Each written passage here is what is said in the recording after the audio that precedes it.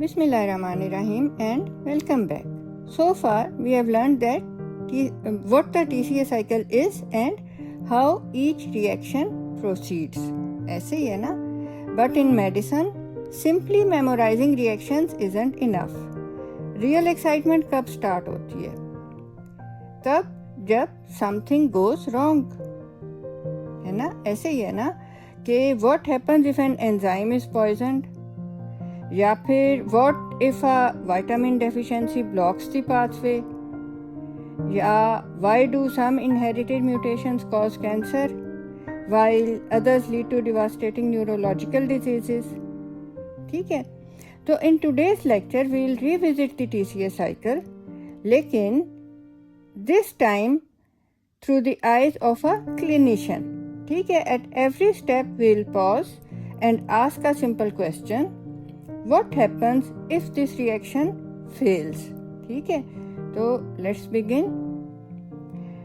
अच्छा, आपको पहले ही पता है कि citrate is converted to isocitrate by aconitase. ठीक है, अच्छा, अब ना हम ज़रा देखेंगे कि why this reaction matters clinically. एक पॉइजन होता है फ्लोरोएसीटेट. ठीक है, it is found in some plants. अच्छा, it is also present in rat poison pills. ठीक है, and also formed from certain fluorinated compounds. अच्छा, तो ये क्या करता है? It inhibits aconitase. ठीक है, उससे क्या होगा? TCA साइकिल की सेसेशन हो जाएगी. ठीक है, तो it can even kill a person. ठीक है, अच्छा, दूसरा हमने देखा था कि अल्फा कीटोग्लूटारेट जो है it is converted to succinyl CoA by alpha ketoglutarate dehydrogenase complex. ठीक है, अब ये जो स्टेप है ना, it becomes clinically important because several diseases and toxins target this enzyme. ठीक है, अच्छा, सबसे पहले ना let's talk about hyperammonaemia. Hyperammonaemia कैसे होता है कि आपका लिवर डैमेज हो गया है और यूरिया साइकिल नहीं चल रहा. यूरिया साइकिल क्या करता था? जब भी प्रोटीन्स आप खाते हैं उनकी जो डीएमिनेशन होती है उनमें से जो अमोनिया रिलीज होती है, अमोनिया टॉक्सिक होती है, ब्लड ब्रेन बैरियर क्रॉस कर लेती है और जाके उधर तबाही फेरती है. तो यूरिया साइकिल उसको कैप्चर करके उसका यूरिया बना रहा होता है जो कि किडनी से एक्सक्रीट होता है. ठीक है, लेकिन अगर ये नहीं काम कर रहा, यूरिया साइकिल इम्पेयर्ड हो गया, तो क्या होगा कि ammonia levels they are going to rise.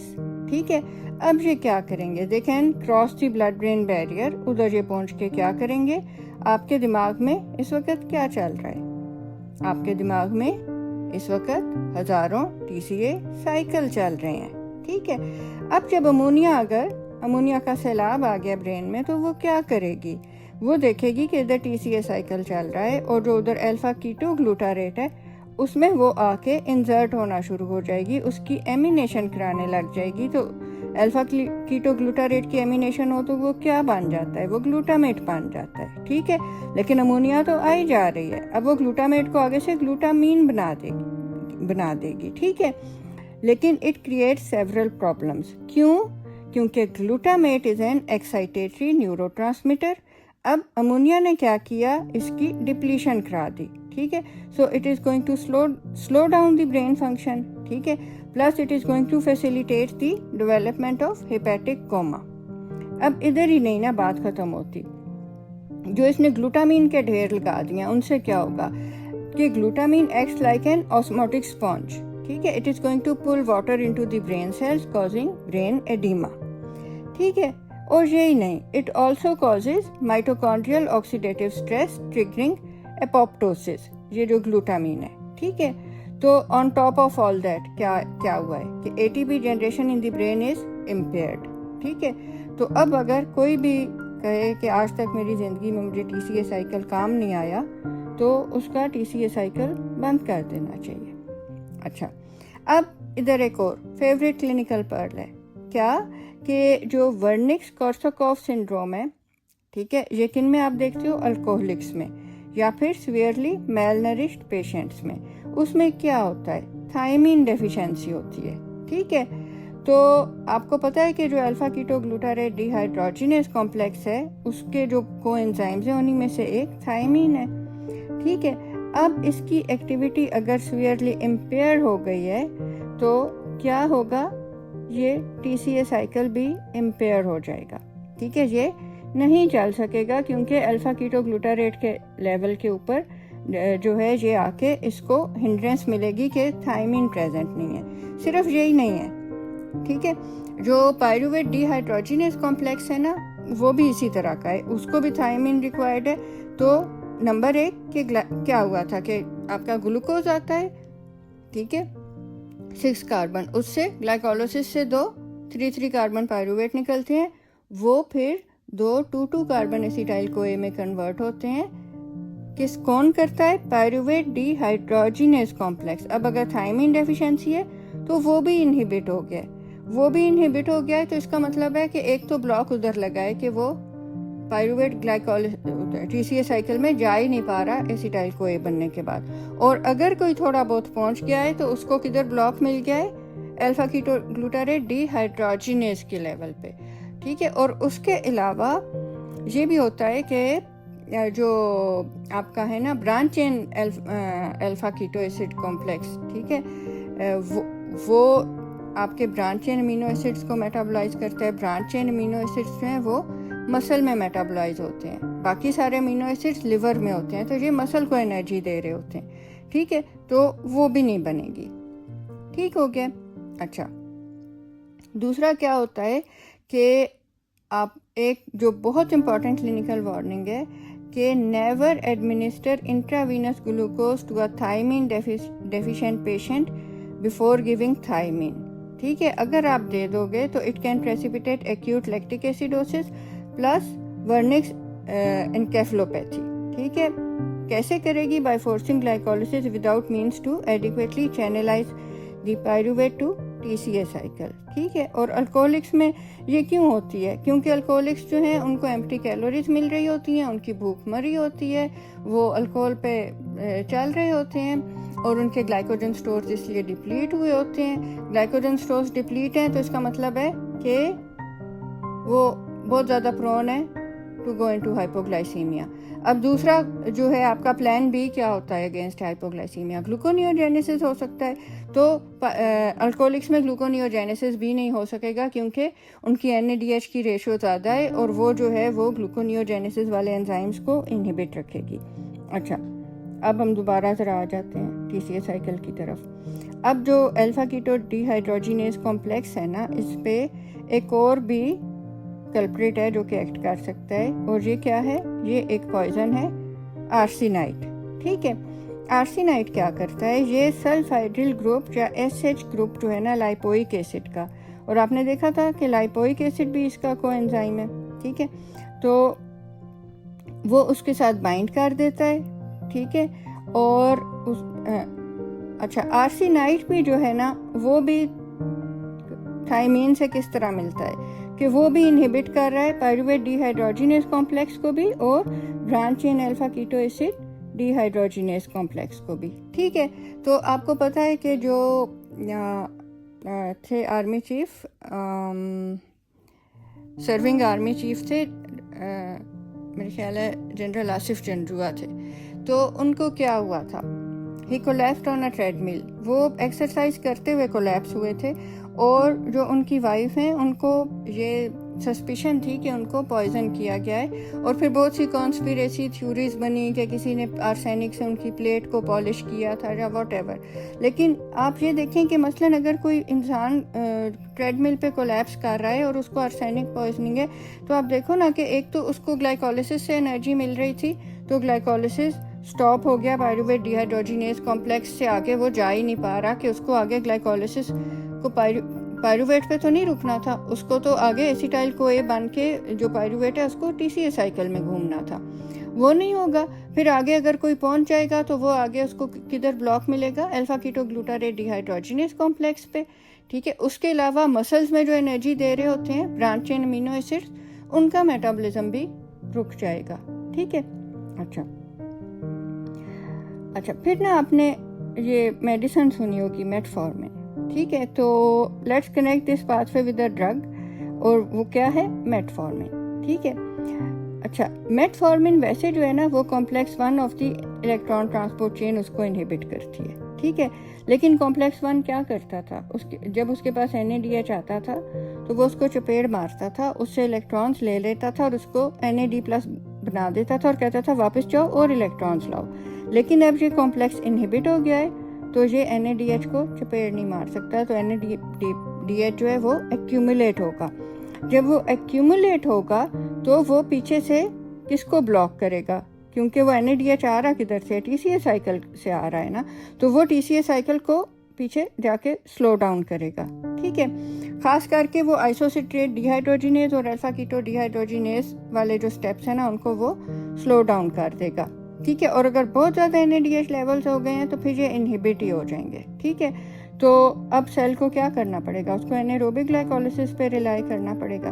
ठीक है, और फिर इसमें इसीलिए कहते हैं कि मेटफॉर्मिन के साथ लैक्टिक एसिडोसिस का रिस्क होता है। ठीक है, तो आपने देखा कि एक एंजाइम है लेकिन इसके कितने क्लिनिकल कनेक्शंस हैं, हाइपर एमोनीमिया, वर्निक्स-कॉर्सैकॉफ सिंड्रोम, आर्सेनिक पॉइजनिंग और even the pharmacology of metformin. ठीक है, तो that's exactly why this reaction deserves special attention in both biochemistry and the clinical medicine। जब भी आप मेडिसिन पढ़ोगे ना तो हर ईंट के नीचे से या हर पत्थर के नीचे से बायोकेम निकलेगी। ठीक है, दरख्तों पे बायोकेम, पत्तों पे बायोकेम। ठीक है, अच्छा, अब जरा हम देख लेते हैं सक्सीनेट डिहाइड्रोजिनेज को। ठीक है, आपको पता है कि इस रिएक्शन में क्या होता है, आपने पढ़ लिया है। Succinate is converted to fumarate producing FADH2।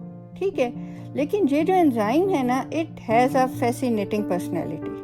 क्या है, it refuses to stay in just one place. ये क्या करता है, मतलब unlike every enzyme of TCA cycle, succinate dehydrogenase is embedded in the inner mitochondrial membrane.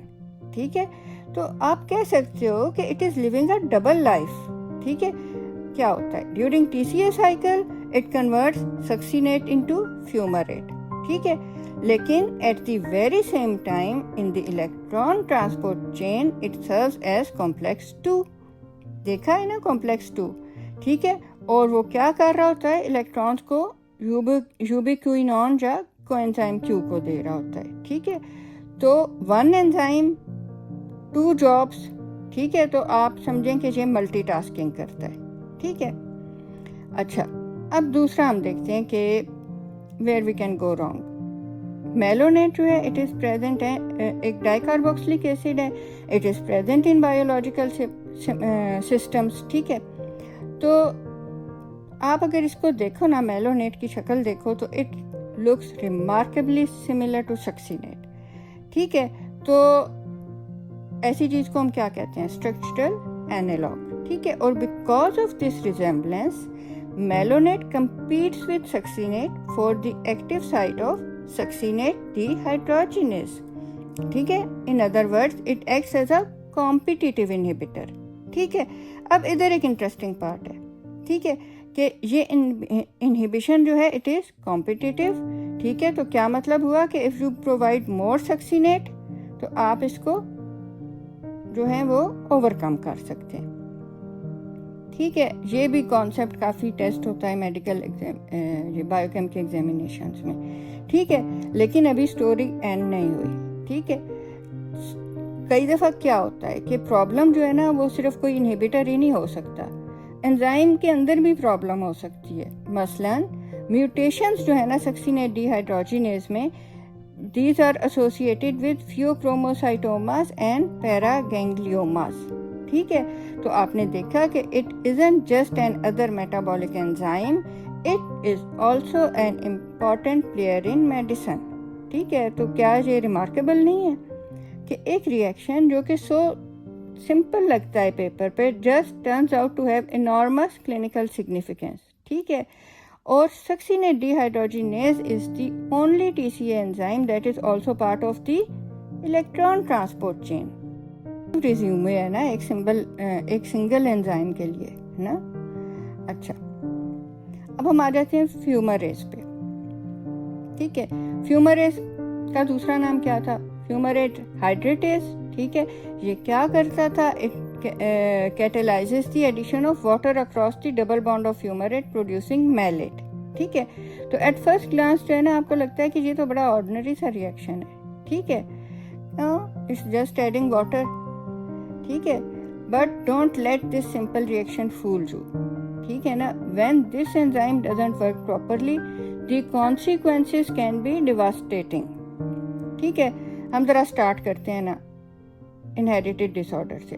Fumarase deficiency जो है ना एक रेयर ऑटोसोमल रिसेसिव डिजीज़ है, और जो बेबीज़ इससे अफेक्टेड होते हैं तो वो कैसे प्रेजेंट करते हैं, with severe encephalopathy, profound intellectual disability, seizures and hypotonia, ठीक है।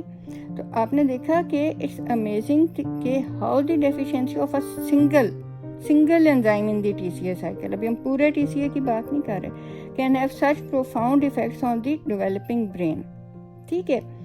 अच्छा, अब ये जो स्टोरी है ना एक और भी इंटरेस्टिंग ट्विस्ट लेती है। क्या होता है कि sometime the enzyme isn't completely absent, instead क्या होगा कि इधर हेटेरोजाइगस म्यूटेशन है, ठीक है, इन दी फ्यूमरेट हाइड्रेटेस जीन। अब ये क्या करेंगी, these mutations predispose the individuals to hereditary leiomyomas या फिर रीनल, और उसके अलावा रीनल सेल कैंसर, ठीक है। अच्छा, अब एक क्वेश्चन आ गया, why would a TCA cycle enzyme be linked to cancer, ठीक है। और आंसर इसमें क्या है, आंसर लाइज इन फ्यूमरेट, ठीक है, कि when fumarate activity is reduced, fumarate builds up inside the cell and acts as a oncometabolite, ठीक है। ये क्या करता है, ये स्टेबलाइज कर देता है हाइपोक्सिया इंड्यूसिबल फैक्टर अल्फा या HIF-1 अल्फा को, ठीक है। और HIF-1 अल्फा क्या करा रहा होता है, ये प्रमोट कर रहा होता है pathways that favour tumour development, ठीक है।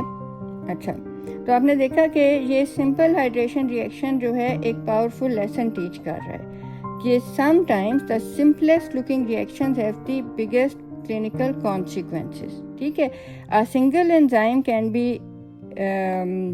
the difference between a normal brain development and severe neurological disease, or between normal cellular metabolism and cancer development, ठीक है। तो ये जो चीज़ें हैं ना, these makes the TCA cycle far more than just a metabolic pathway, ठीक है। इसकी रियल क्लिनिकल सिग्निफिकेंस है, ठीक है। तो आपने आज क्या देखा है कि जो टीसीए साइकिल है, आपने देखा है कि it transforms from a biological pathway into a clinical road map, ठीक है। Every enzyme we discussed has a story, ठीक है। Some are blocked by toxins, other depend on vitamins, some are altered by genetic mutations, and a few even play a role in cancer development, ठीक है। तो that's why medicine isn't just about memorizing pathways, it's about understanding what happens when those pathways fail, ठीक है। अच्छा, अब जो next lecture है, we'll continue building on this foundation and connect the TCA cycle with rest of cellular metabolism, ठीक है। तो until then keep asking not just what does this enzyme do, but also what happens if it doesn't, ठीक है। तो that's where true biochemistry comes alive. See you in next lecture. Until then, keep learning, keep connecting the dots.